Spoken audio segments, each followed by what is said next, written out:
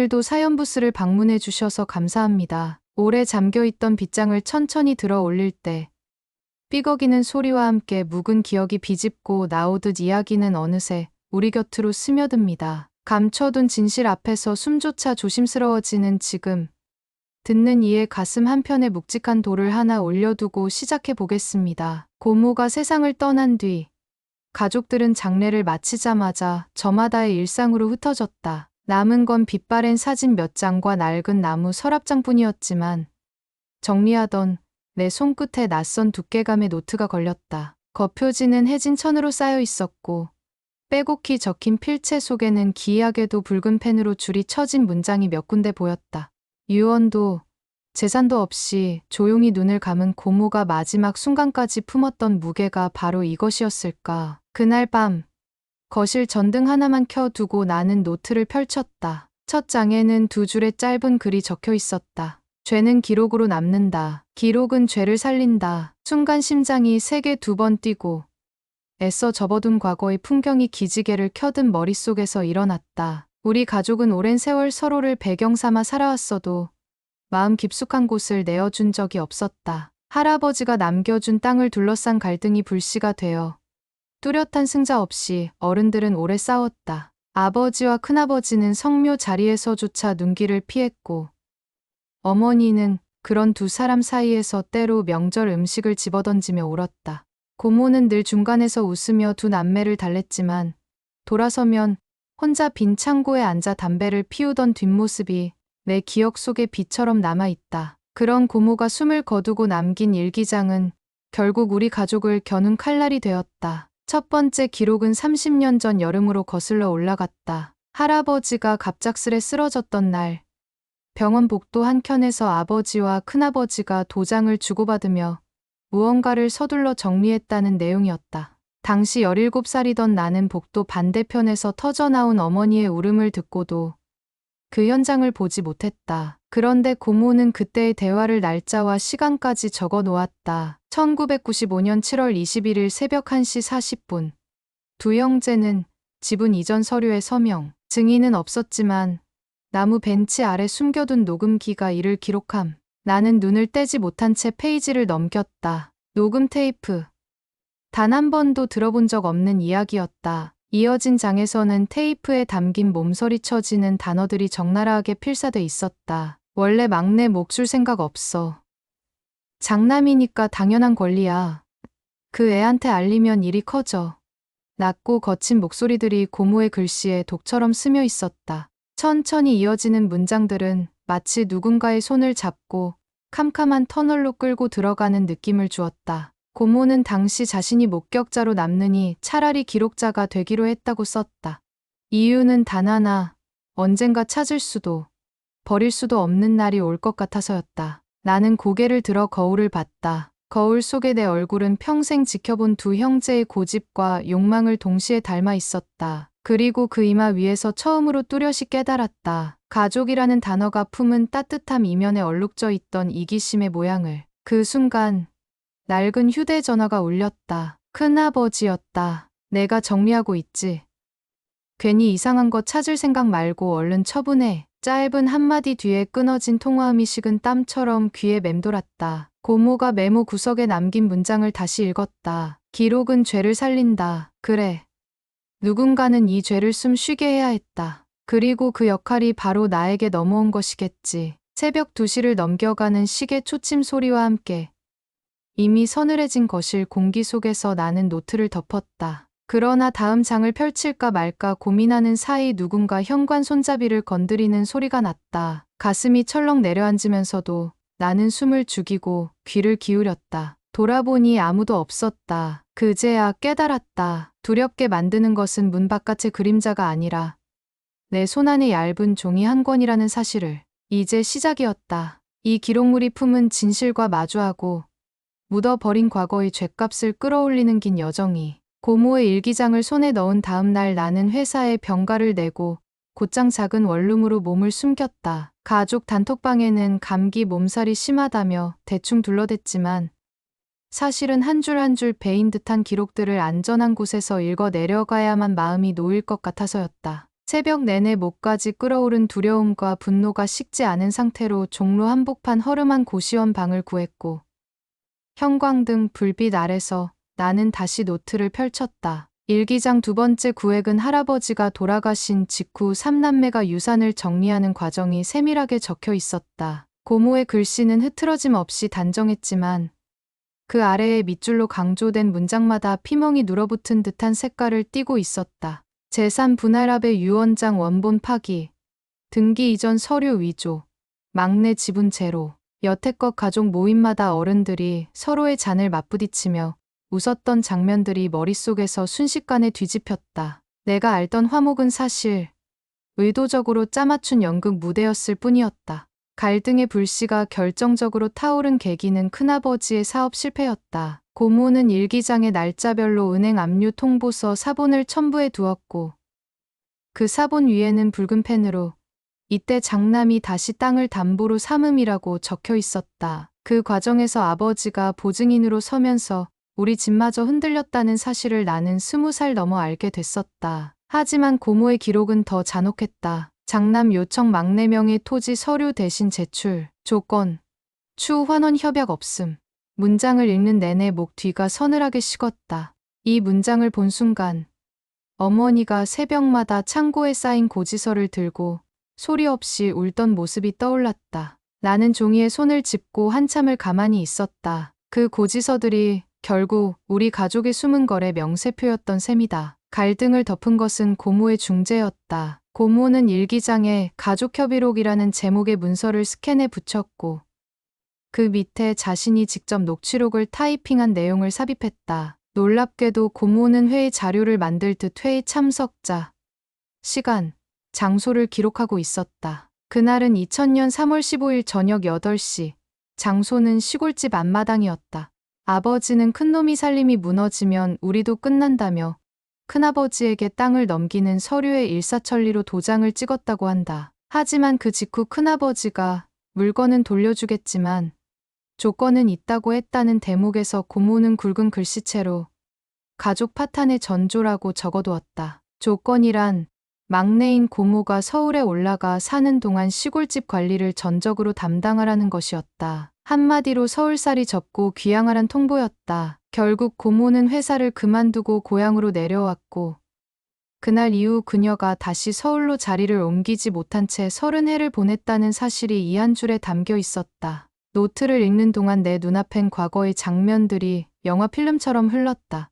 한여름 더위가 기승을 부리던 어느 날 큰아버지 트럭에 실린 간이천막 위로 시골집 마당에 있던 오래된 감나무가 뽑혀 나가던 모습. 그때 고모가 멍하니 서서 가지 끝에 달린 덜 익은 푸른 감을 바라보던 모습이 선명했다. 고모가 감나무 밑동에 다시 물을 주며 살려보겠다고 걸음을 퍼붓던 그 여름. 나는 도시에 올라와 자취생활에 빠져 있었고 가족 갈등의 현장은 늘 먼 뉴스처럼만 느껴졌었다. 그런데 그 먼 뉴스가 이제 내 앞에서 살점을 가진 괴물로 변해 있었다. 일기장을 계속 읽다 보니 고모가 기록의 힘을 의도적으로 활용했음을 알 수 있었다. 고모는 위조된 서류의 사본, 땅 문서를 대조한 표, 심지어 마을 이장의 증언까지 구두로 받아 적어두었다. 증언 확보 2003년 가을, 이장 최모 씨. 내용, 장남의 토지 저당 사실 확인. 이렇게 적혀있는 부분에서는 얼핏 기자의 수첩을 연상케 하는 꼼꼼함이 스며 있었다. 고모는 가족이라는 울타리에 기대지 않고 언젠가 법의 힘을 빌려서라도 정의를 바로잡으려 했던 듯했다. 하지만 엔지니어 출신의 그녀가 법률 지식 부족으로 번번이 돌아서야 했음을 고백하는 구절도 이어졌다. 법원 접수 거부, 사문서 위조 증거 불충분. 그때마다 고모는 한 장 더 기록이라고 적으며 다음 칸을 비워두었다. 마치 언젠가 빈칸을 채워줄 누군가를 기다린 듯 했다. 그리고 그 누군가는 결국 일기장을 들고 있는 나였다. 문득 휴대전화로 받았던 큰아버지의 전화가 머릿속에서 다시 울렸다. 무조건 처분해. 그 말을 곱씹으며 나는 방 한구석 여행 가방에 일기장과 노트북, 휴대용 스캐너를 챙겼다. 기록이 곧 증거라면 이 증거를 디지털화해 두지 않는 한 단 한순간도 안전하지 못하다는 걸 본능적으로 깨달았다. 새벽녘 연무처럼 삭막한 도시 공기를 가르며 나는 24시간 운영하는 복합기 사무실을 찾아가 손바닥만 한 USB의 페이지마다 저장을 시작했다. 스캔된 파일이 한 장, 두 장 모니터 속에 차곡차곡 쌓일 때마다 마음속에서는 가족에 대한 연민과 동시에 낯선 증오가 함께 부풀어 올랐다. 그리고 그 감정은 허리를 굽혀도 가라앉지 않는 허무함으로 이어졌다. 이 USB 속 진실과 맞바꿀 내 가족의 평화. 그 저울질이 이미 시작된 것이다. 스캔을 마치고 돌아오는 길. 휴대폰 배터리가 닳아 화면이 꺼질 즈음 강남역 전광판에 큰아버지 회사가 광고하던 옛 로고가 스쳐 지나갔다. 한때 번지르르 했던 그 로고가 이제는 부도 뉴스 하단에 깜박이는 자막처럼 보였다. 과거의 영광이 낡은 간판처럼 바랜 지금. 그들은 여전히 마지막 남은 땅 한 조각에 집착하고 있었다. 그 순간 나는 결심했다. 고모의 기록을 그대로 들고 한 번뿐인 공청회에 서기로. 어쩌면 이 모든 건 장례식장에서 고모의 영정 사진이 작게 흔들릴 때 그 눈빛으로 부탁한 일인지도 모른다. 이제 갈등은 시작도 하지 않았다. 나는 그렇게 이부의 막 안에서 기록물의 힘으로 가족을 정면으로 마주할 준비를 하며 창백한 새벽거리로 걸어 나왔다. USB에 담은 스캔 파일을 여러 군데 클라우드에 분산 저장한 뒤 나는 첫 번째 행동으로 아버지를 찾아갔다. 이른 아침, 아직 해가 들지 않은 주택 골목길을 걸으며 현관 초인종을 누르자 어머니가 부스스한 얼굴로 문을 열었다.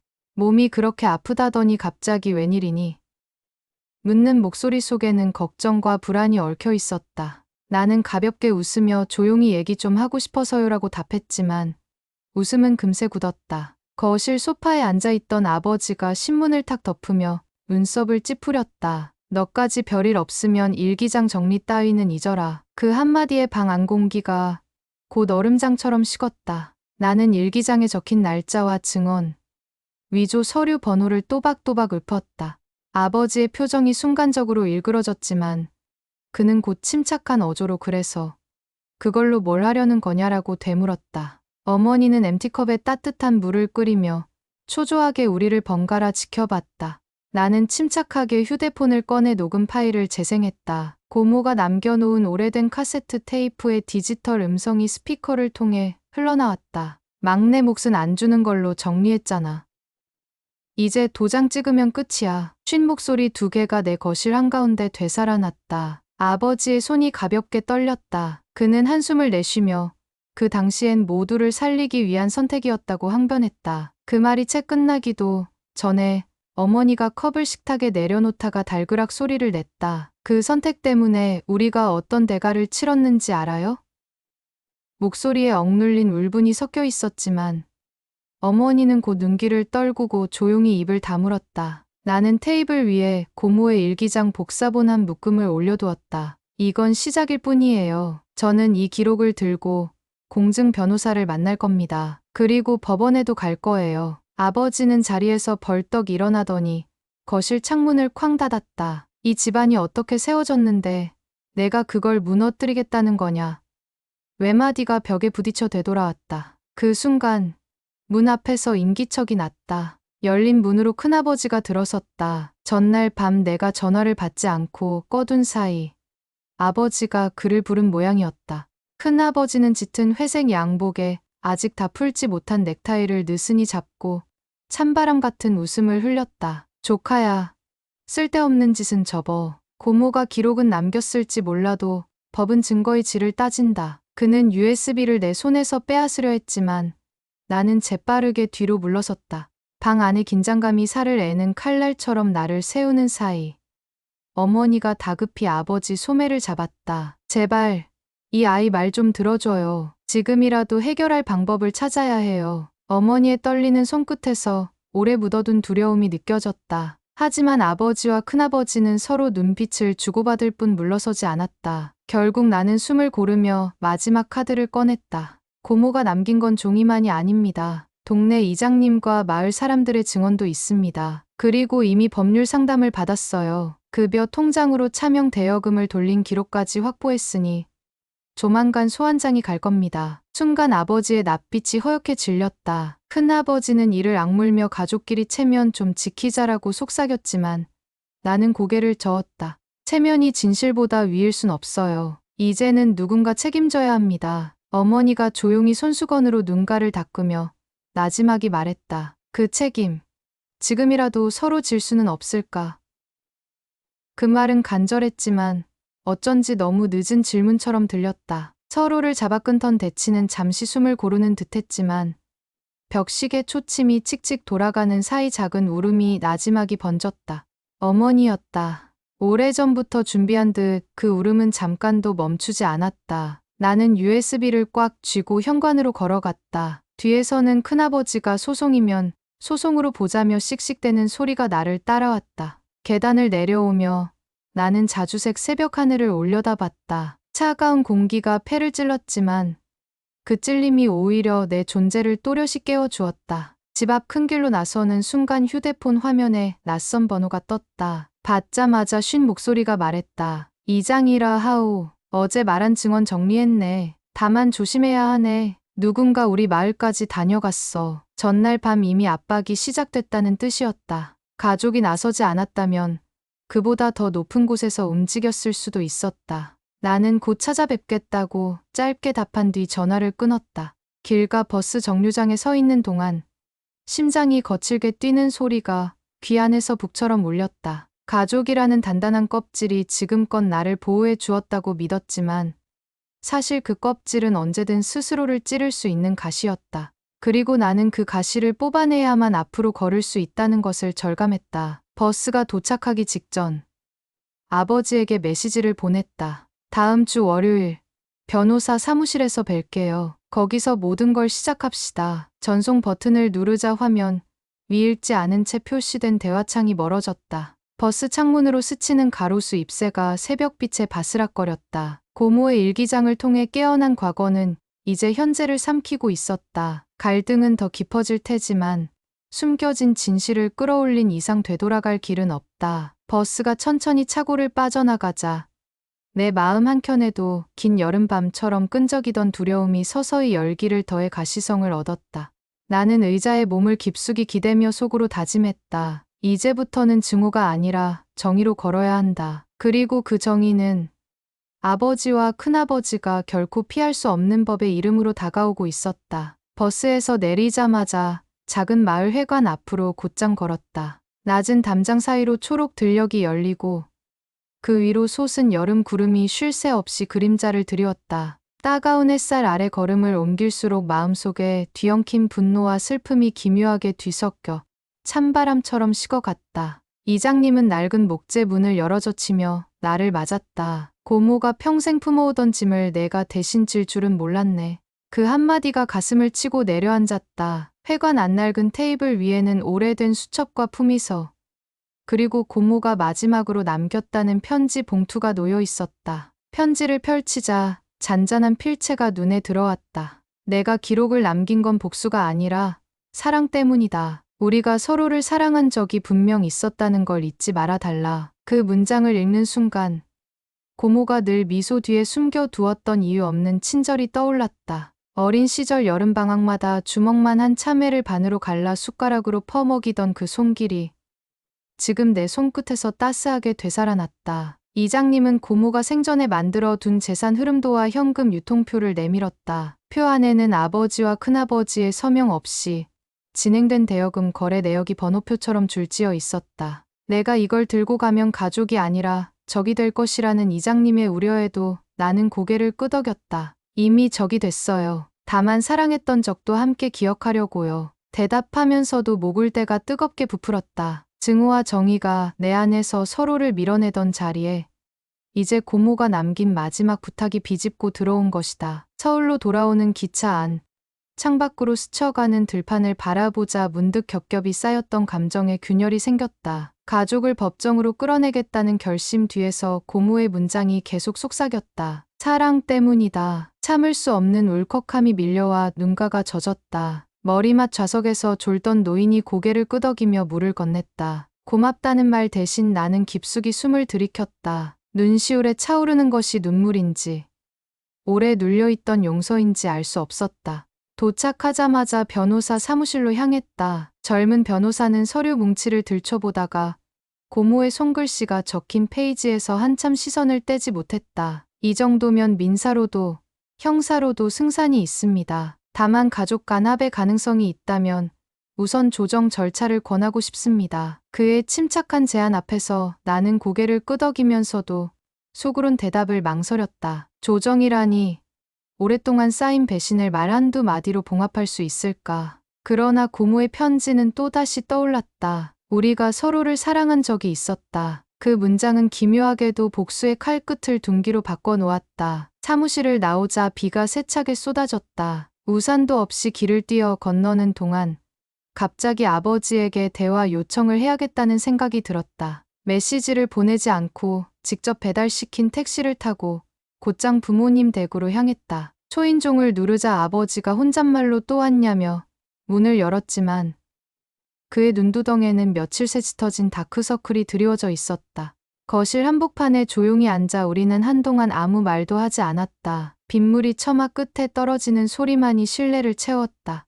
입술을 달싹이며 먼저 말을 꺼낸 건 아버지였다. 내 고모, 마지막 순간에 너를 찾더라. 예상치 못한 고백에 숨이 멎었다. 그는 깊은 한숨을 삼키며 고모가 입원한 병실에서 마지막으로 건넨 부탁을 들려주었다. 아버지는 내가 어머니를 닮아 착하다고 생각하셨다. 내가 이 가족을 끝낼 수도 살릴 수도 있다고. 아버지는 떨리는 손으로 머리를 쓸었다. 그래서 무서웠다. 내가 우리를 심판할까봐. 아니면 내가 우리 때문에 무너질까봐. 순간 가슴에서 무언가 시린 기운이 퍼졌다. 이토록 깊은 두려움을 아버지에게서 느낀 적이 있었던가. 나는 고모의 편지 사본을 아버지에게 건넸다. 고모는 사랑 때문에 기록을 남겼대요. 그러니 저도 증오만으로 움직이고 싶지 않아요. 하지만 진실을 덮은 채 가족을 이어갈 자신도 없어요. 목소리가 떨려서 끝을 흐리자 아버지는 편지를 부드럽게 접어 품에 넣었다. 기회가 남아있다면 내가 생각하는 정이라는 놈하고 타협할 수 있게 도와다오. 그 말은 회한과 희망이 뒤섞인 절규 같았다. 나는 자리에서 일어나 고개를 깊게 숙였다. 조건이 있어요. 큰아버지가 직접 사과하고 어머니에게도 잘못을 인정해야 해요. 그리고 고모가 돌보았던 시골집은 고모 이름으로 복원해 주세요. 아버지는 고개를 끄덕였다. 그렇게 하겠다. 숨 고르는 틈도 없이 어머니가 문 뒤에서 눈물을 훔치며 나타났다. 그녀는 조용히 나를 껴안았다. 널 지켜주지 못해 미안해. 그 포옹 속에서 나는 묵혀있던 응어리가 서서히 풀어지는 걸 느꼈다. 다음 날 아버지는 큰아버지에게 연락해 내 조건을 전했다. 큰아버지는 처음엔 격분했으나 며칠 새 거래처와 소송으로 사면 초과에 몰린 탓인지 곧 협상 테이블을 받아들였다. 가족회의 전날 밤 나는 다시 한번 USB 속 파일을 열어 고모의 손글씨를 바라보았다. 기록은 죄를 살리지만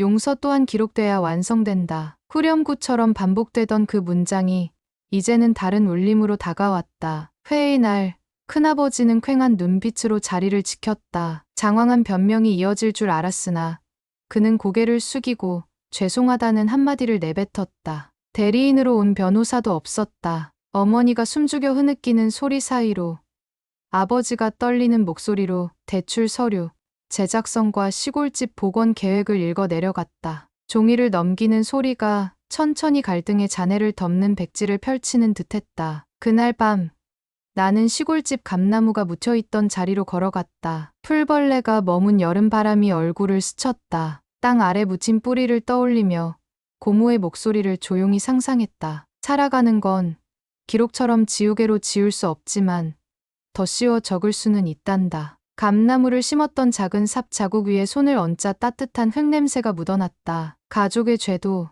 사랑도 앞으로는 이 자리에서 함께 자라날 것 같았다. 가느다란 한숨이 흙 사이로 스며들었고 어둠 속에서 어디선가 풀벌레 소리가 다시 맑게 울렸다. 갈등이 끝을 향해 나아가는 대신 새로운 관계가 연약하지만 단단한 싹을 틔우고 있었다. 고모가 바랐던 건 바로 이런 감정의 변화였음을 나는 마침내 깨달았다. 합의문의 사인을 마친 뒤 가족들은 조용히 각자의 집으로 흩어졌다. 큰아버지는 도장을 찍는 순간 눈꺼풀이 무겁게 내려앉았고 아버지는 은행 대출 서류를 정리하며 연거푸 한숨을 몰아쉬었다. 회의실 형광등이 꺼지자 마치 오래된 연극 무대의 조명이 서서히 내려갈 때처럼 남겨진 공기는 허탈함과 안도가 뒤섞여 묘한 향을 풍겼다. 나는 서류 가방을 품에 안고 계단을 내려오며 땀과 함께 쌓여있던 긴장이 천천히 증발하는 것을 느꼈다. 그러나 마음 한구석에서 계속 잡아당기던 감정은 분노도 두려움도 아닌 묘하게도 슬픔에 가까웠다. 집에 돌아와 노트북을 열고 고모의 기록 파일을 다시 확인했다. 화면 속 빼곡한 문장들이 이제는 폭로의 증거가 아니라 잔혹한 과거를 증명하는 묘비명처럼 보였다. 나는 고모가 남긴 마지막 빈칸에 커서를 옮겼다. 문득 그 칸을 채우는 일은 법적 승리가 아니라 우리 가족이 다시 숨 쉴 수 있도록 해주는 일일지도 모른다는 생각이 들었다. 고민 끝에 짧은 한 줄을 적었다. 2025년 6월 가족 합의 완료. 고모의 노력이 사랑으로 남다. 줄을 마침표로 닫는 순간 눈가가 뜨거워졌다. 며칠 뒤 시골집 복원 공사가 시작되었다. 뽑혀 나갔던 감나무 자리에 새 묘목이 심어지고 무너진 돌담이 하나둘 다시 쌓였다. 나는 공사 현장 한켠에서 삽을 들고 흙을 고르던 큰아버지를 바라봤다. 그는 망설이다가 내게 다가와 씁쓸한 미소를 지었다. 내 고모가 살아있었다면 이걸 보고 뭐라 했을까? 나는 잠시 생각에 잠겼다가 답했다. 아마 감나무에 물부터 주시라고 했을 거예요. 기록보다 나무가 먼저 자라야 하니까. 큰아버지는 목덜미를 긁으며 웃었다. 그 웃음 속에는 오래 묵은 미안함과 뒤늦은 안심이 중첩돼 있었다. 점심시간이 되어 어머니가 도시락 보자기를 풀었다. 계란말이와 묵은지 볶음, 고모가 생전에 자주 해주던 된장버섯 볶음이 김을 뿜으며 펼쳐졌다. 어머니는 나와 큰아버지에게 그릇을 건네며 눈빛만으로 이젠 좀 먹자고 말했다. 셋이 둥그렇게 앉아 젓가락을 들자 할아버지, 제사 때조차 나누지 못했던 평온이 식탁 위에 내려앉았다. 지나간 경멸과 질책이 숟가락 사이를 헤집고 들어오려 했지만 따뜻한 국물 한 모금이 그것을 밀어냈다. 아버지는 오후 늦게 현장에 도착했다. 셔츠 소매를 걷어 올리고 가장 먼저 한 일은 감나무 옆에 무릎을 꿇는 것이었다. 그는 묘목 앞에 손을 모으고 낮게 중얼거렸다. 멀리서도 들릴 만큼 작은 기도였지만 그 순간 나는 아버지가 처음으로 과거의 죄를 명확히 인정하고 있다는 것을 느꼈다. 어머니가 조용히 그의 어깨 위에 손을 올렸고 큰아버지는 멀찍이 서서 모자를 벗었다. 맑은 하늘이 구름 한 점 없이 펼쳐지고 햇살이 묘목 잎사귀에 내려앉아 반짝였다. 작업이 끝날 무렵 이장님이 트럭 짐칸에서 낡은 라디오를 꺼냈다. 내 고모가 좋아하던 노래라네. 버튼을 누르자 서툰 전파음 사이로 오래된 트로트가 흘러나왔다. 가슴을 맴도는 가락을 따라 어머니가 작은 목소리로 노랫말을 흥얼거렸다. 어느새 큰아버지도 입술을 달싹이며 화음을 맞췄고 아버지는 나지막이 박수를 맞췄다. 목이 메어 따라 부르지 못한 나는 멀찌감치 서서 그 장면을 바라봤다. 몸짓 하나, 숨소리 하나마다 고모의 빈자리가 큰 실루엣으로 드리워졌지만 신기하게도 그 빈자리는 이제 우리를 갈라놓지 않았다. 오히려 내 사람이 어깨를 이어붙이는 공간이 되어 주었다. 저녁이 가까워지자 나는 시골집 대청마루에 앉아 노을을 보았다. 공사 인부들이 돌아가고 풍경은 여름 저녁의 매미 소리에 잠식되었다. 아버지가 한 손에 수박을 들고 나타났다. 옛날처럼 잘라줄까?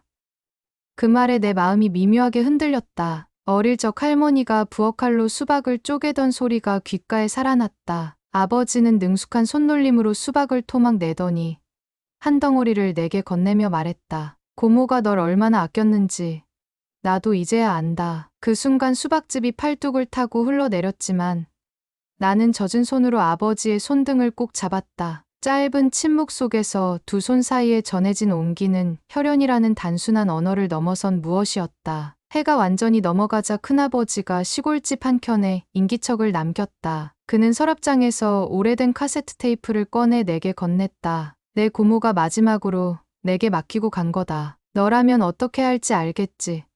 투박한 플라스틱 케이스 안에서 검은 필름이 촘촘히 말려 있었다. 나는 테이프를 두 손으로 감싸 쥐었다. 언젠가 다시 이 기록을 세상 밖으로 꺼낼 일이 있을까? 하지만 지금은 아니었다. 사랑 때문이라는 고모의 말은 이미 내 마음속 가장 깊은 곳에서 진실로 자리 잡았으므로 복수는 그 의미를 잃어버렸다. 대신 나는 가족의 눈빛 속에 담긴 미안함과 다짐을 믿어보기로 했다. 밤늦게 서울로 올라오는 고속도로에서 차창 밖 불빛이 연속으로 스쳐갔다. 어머니가 조용히 라디오 채널을 돌리다가 클래식 선율에 멈췄다. 피아노의 잔잔한 화음이 어둠 속 차 안을 부드럽게 메우자 아버지와 큰아버지가 동시에 방금 전 시골집에서의 일을 떠올렸는지 작은 미소를 띄었다. 나는 트렁크에 실린 삽, 낡은 테이프, 빈 도시락통을 생각했다. 그 물건들은 모두 무게가 달랐지만 지금 내게 가장 무거운 것은 역설적으로 눈으로 볼 수 없는 감정 그 자체였다. 그러나 그 무게가 이제는 나를 짓누르지 않았다. 우리 모두 조금씩 나누어 들었기 때문이다. 도심의 빌딩 불빛 사이를 지날 때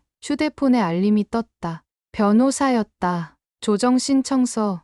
상대 측에서 서명 완료했습니다. 소송은 종결 방향으로 정리될 듯합니다. 나는 눈을 감고 숨을 깊게 들이마셨다. 허무함과 뿌듯함이 동시에 밀려왔지만 그 복합적인 감정이야말로 아마 고모가 말한 사랑의 흔적일 것이다. 그렇게 오후의 밤이 깊어가는 동안 차창에 비친 네 사람의 얼굴이 도로 위 아련한 불빛처럼 나란히 이어졌다. 숨소리마다 오래 묵은 죄가 먼지처럼 날려 사라지고 대신 새살이 돋는 듯한 따스함이 밀려와 가슴을 채웠다.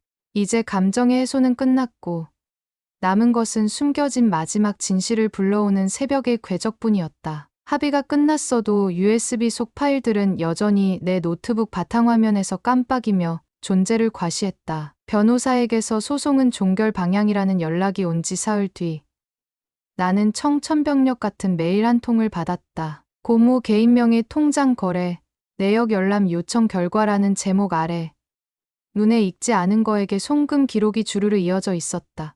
발신인은 지방검찰청 회계분석팀이었다. 고모 통장에서 빠져나간 돈이 모조리 무어가 정치자금으로 흘러들어간 정황이 있다는 것이었다. 가족 간 갈등이 봉합된 순간 더 거대한 죄가 모습을 드러낸 셈이었다. 충격을 추스르기도 전에 두 번째 메일이 이어졌다. 피해자 신분 소환 장남 박준, 차남 박성식, 나와 아버지, 큰아버지가 함께 모르는 거대 세력이 뒤에 있었다는 얘기였다. 급히 변호사에게 전화를 걸자 그는 차분히 말했다. 고모 기록에 남은 계좌번호를 추적하다 보니 정치인 보좌관 계좌와 맞닿았습니다. 검찰이 수사에 착수했어요. 모든 게 끝났다고 믿었던 순간에 또 다른 지옥문이 열린 기분. 큰아버지는 요양 중인 할머니 병원비 때문에 빚에 허덕이는 상황이니 당장 수사에 협조하겠다고 했지만 아버지는 가족이 또다시 법정에 서는 건 못 견딘다며 양쪽 손등으로 머리를 감싸 쥐었다.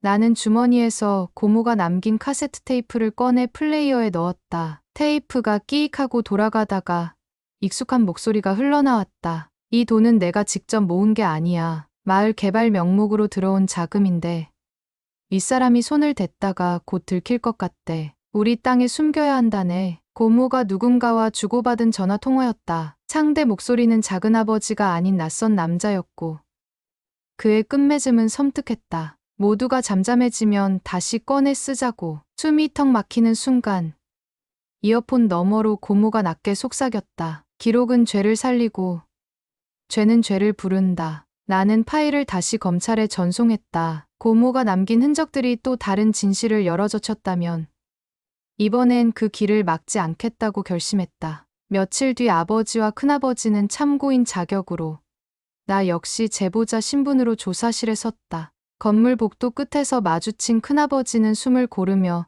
나지막이 말했다. 이건 진짜 끝인가 보구나. 나는 고개를 저었다. 끝이라기보다 시작이죠. 고모가 짊어진 짐을 이제 세상이 같이 지는 거예요. 조사가 깊어질수록 놀라운 사실이 드러났다. 지방사업 인허가를 담당하던 옛 정치인 비서실에서 고모 명의를 도용해 슬러시 펀드를 운영했고 이 과정에서 고모가 위법성을 인지하자 그녀를 압박했다는 증언이 나왔다. 하지만 고모는 기록으로 맞섰고 그 때문에 내밀한 협박에도 끝내 굴복하지 않았다는 것이다. 결국 고모가 고독한 싸움을 이어가는 동안 가족 갈등은 그의 방패로 활용되었고 고모는 두 전쟁을 동시에 치른 셈이었다. 검찰이 대대적인 압수수색을 벌이자 지역 뉴스에 고인구 박은정 씨, 녹취록으로 20년 불법 정치자금 추적이라는 헤드라인이 뜨기 시작했다. 기자들은 우리 집 앞에 진을 쳤고 이틀 만에 여론이 요동쳤다. 그러나 역설적으로 그 소란이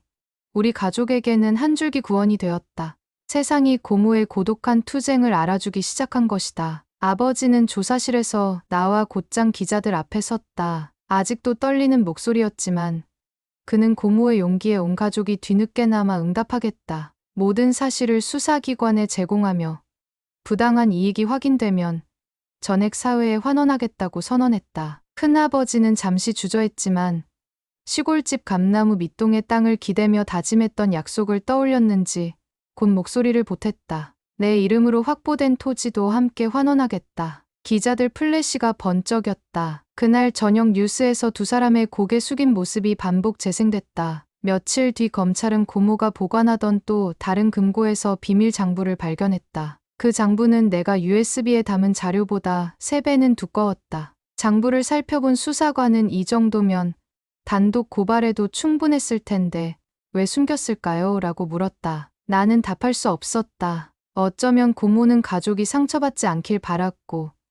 또 어쩌면 언젠가 공동체가 자정작용으로 돌아갈 것이라 믿었던 건지도 모른다. 6개월의 공방 끝에 정치 브로커 일당은 실형을 선고받았고 가족은 기소유예 처분을 받았다. 판사는 고인의 기록이 공익에 기여한 점과 가족이 자발적으로 부당이득을 사회에 환원한 점을 참작한다고 밝혔다. 선고가 끝나자 법정 안공기는 전율처럼 흔들렸다. 방청석에서 눈물 흘리던 어머니가 내 손을 꼭 잡았다. 아버지는 판결문을 품에 안고 입을 굳게 다물었고 큰아버지는 그대로 두 손을 무릎에 얹은 채 움직이지 못했다. 그 순간 나를 향해 삶 전체가 무너진 듯 흔들리던 고모의 기록이 눈앞에서 새로운 의미로 빛났다. 법정을 나서자 빗방울이 떨어지기 시작했다. 누구랄 것도 없이 우리 세 사람은 건물 처마 밑에 서서 가녀린 비를 가만히 바라봤다. 빗줄기가 점점 굵어지며 여름 해가를 부르는 소리를 냈다. 나는 숨을 들이켰다. 끝났어요. 아버지가 조용히 그러나 힘주어 말했다. 은정이는 우리를 용서할까? 그는 빗속에서 하늘을 올려다봤다. 반짝이는 물방울이 사라진 자리에 흰 구름이 드문드문 부서져 있었고 그 틈으로 부드러운 햇살이 내리비쳤다. 큰아버지가 중얼거렸다. 용서는 누가 받아야 될지 몰라도 우리가 할 수 있는 건 살아서 보여주는 수밖에. 그날 밤 나는 USB에서 마지막으로 녹음 파일을 재생했다. 첫 소절이 흘러나오자마자 멈추고 복사본을 모두 삭제했다. 원본은 국립기록원 기탁이라는 변호사 조언대로 봉인했다. 덮인 화면에 비친 내 얼굴이 어쩐지 전보다 편안해 보였다. 고모의 기록은 더 이상 무기를 필요로 하지 않았고 남은 것은 새벽 공기 같은 가벼움이었다. 여름 끝자락 시골집 감나무 묘목은 어느새 어린 잎을 무성하게 틔우고 있었다. 나는 다시 그 땅을 밟았다. 맑은 바람 속에서 묘목 잎사귀가 서로 부딪히며 은은한 소리를 냈다. 큰아버지가 손수 만든 나무 벤치에 앉아 아버지는 조심스레 기타를 튕겼고 어머니는 고무장갑을 끼고 돌담 틈새에 새로 싹튼 잡초를 뽑았다. 내 병의 그림자가 해질녘 들녘에 길게 늘어지자 고모가 빈자리에 앉아있는 듯 착각이 일었다. 나는 묘목 앞에 무릎을 꿇고 작은 삽으로 흙을 돋웠다. 고모, 다 끝났어요. 이제 당신 기록은 살아있는 사람들의 역사로 남았어요. 속삭이자 따뜻한 바람이 지나가며 잎사귀가 가볍게 떨렸다. 누군가 등을 가만히 두드렸다. 돌아보니 아버지였다. 기록이 우리를 살렸구나. 그의 목소리엔 깊은 안도가 섞여 있었다. 그날 저녁, 우린 들깨 수제비를 끓여 대청마루에 둘러앉았다. 메밀향과 들기름 향이 섞여 고소한 김을 올려 보내자 느릿느릿 일몰이 하늘을 붉게 물들였다. 서늘한 바람이 불어와 감나무 잎새를 지나며 작은 종소리 같은 파삭임을 만들었다. 하늘에 별 하나 떠오르는 걸 바라보며 나는 생각했다. 가족 이야기는 고모의 기록에서 시작됐지만 이젠 우리 살아있는 사람들의 선택으로 이어질 것이다. 분노와 죄책감을 넘어선 책임, 그리고 사랑. 그것이 이제 막 싹튼 감잎처럼 여리지만 강하게 흔들리고 있었다. 가을이 시작되자 우리는 고모 49제를 겸해 작은 추모 음악회를 열었다. 시골집 마당에 조촐한 무대가 마련되고 동네 어르신과 도시에서 온 친구들이 의자를 나르며 분주히 움직였다. 마을 주민의 밴드가 트로트와 포크를 번갈아 연주했고 아이들은 감잎을 따다 손가락 사이에 끼워 휘파람 소리를 내며 뛰어다녔다. 저물녘 아버지가 마이크를 잡았다. 은정이가 남긴 기록은 우리 잘못을 드러냈습니다. 하지만 그 잘못을 바로잡으려는 오늘의 선택도 그녀가 남긴 기록이 될 것입니다. 그의 목소리는 담담했지만 끈 모서리마다 떨림이 맺혀 있었다. 큰아버지는 관객석에서 일어나 무대로 걸어 나왔다. 그는 주머니에서 낡은 감나무 잎을 꺼내 관객들에게 보이며 말했다. 이 잎은 은정이가 마지막으로 살려보겠다며 물을 줬던 그 감나무에서 떨어진 겁니다. 결국 나무는 죽었지만 잎 하나가 씨앗처럼 우리를 다시 모으게 했습니다. 관객석 여기저기서 훌쩍이는 소리가 흘렀다. 어머니는 무대 뒤편에서 감잎차를 나누어 주며 손님들을 맞이했다. 음악회 막바지. 나는 고모의 손글씨를 본떠 만든 작은 현수막을 펼쳤다. 사랑 때문에 기록을 남긴다. 무대 위에서 바람에 펄럭이는 글씨를 바라보며 관객들이 박수를 보냈다. 순간 눈앞이 흐릿해졌다. 내가 7부의 마지막 문장을 떠올렸기 때문이다. 기록은 죄를 살리고 사랑은 기록을 완성한다. 가족과 이웃, 나아가 마을 전체가 그 문장을 함께 읽는 듯했다. 행사가 끝난 뒤 나는 감나무 묘목 앞에서 작은 캡슐을 땅에 묻었다. 안에는 고모의 펜과 일기장 첫 장 복사본, 그리고 우리 네 사람이 서명한 기부 서류 사본을 넣었다. 뚜껑을 닫으며 나지막이 중얼거렸다. 다음 세대는 이런 기록을 파헤치지 않길 바래요. 대신 새로운 이야기를 써 내려가길. 묘목 잎이 달그락거리며 동의하듯 흔들렸다. 집으로 돌아오는 차 안. 라디오에서 사회부 뉴스가 흘러나왔다. 20년 불법 정치자금 사건. 박은정 고인의 녹취록이 결정적 단서유족 측. 피해금 전액 사회환원. 아버지는 볼륨을 높이지도 낮추지도 않았다. 조용히 도로 위 불빛을 보던 어머니가 말했다. 누가 뭐래도 우리 이제 떳떳하네. 차창에 비친 내 얼굴은 한여름 폭풍을 지나온 나무처럼 푸르게, 그러나 단단하게 빛나 보였다. 도심집 앞에 도착하자 찬바람이 볼을 스쳤다. 아버지가 트렁크에서 기타를 꺼내 어깨에 둘렀고 큰아버지는 감입차 남은 병을 들고 계단을 올랐다. 나는 문 앞에서 잠시 멈춰 하늘을 바라봤다. 별빛이 선명했다. 고모가 늘 말하던 밤하늘, 스스로 빛나지 못하는 것들이 서로에게 빛이 되어 반짝인다는 이야기. 그 말이 몸속에 깊이 스며 숨을 들이킬 때마다 온기가 되어 퍼졌다. 이제 우리 가족은 다시 기록을 남길 것이다. 죄를 위해서가 아니라 사랑을 위해서. 그리고 언젠가 누군가 그 기록을 펼쳐도 가슴 한켠이 따뜻해지는 역사를 잇길 바라며 사연부스를 찾아주신 여러분. 오늘 긴 여정을 함께 걸어주셔서 고맙습니다. 기록이 한 사람의 손을 떠나 세상 밖으로 나올 때 그것은 누군가의 죄를 밝히기도 또 다른 누군가의 마음을 살리기도 합니다. 오늘 우리는 한 권의 일기장이 품은 무게가 얼마나 크고 깊었는지 두 눈으로 확인했습니다. 하지만 기억해 주세요. 우리 일상 속 작은 메모, 소소한 대화 하나도 언젠가는 누군가에게 용기가 되고 또 다른 누군가에게는 따뜻한 위로가 될 수 있습니다. 가족이든 친구든 살아가는 동안 엇갈린 마음이 있다면 아직 늦지 않았습니다. 한 걸음 먼저 다가가 손을 내밀어 보세요. 그 작은 용서와 이해가 쌓여 인생의 기록은 비로소 빛을 얻습니다. 오늘 사연이 여러분 가슴 속 그 빛을 살포시 밝혀주길 바라며 다음 이야기에서 다시 뵙겠습니다. 진심으로 감사합니다.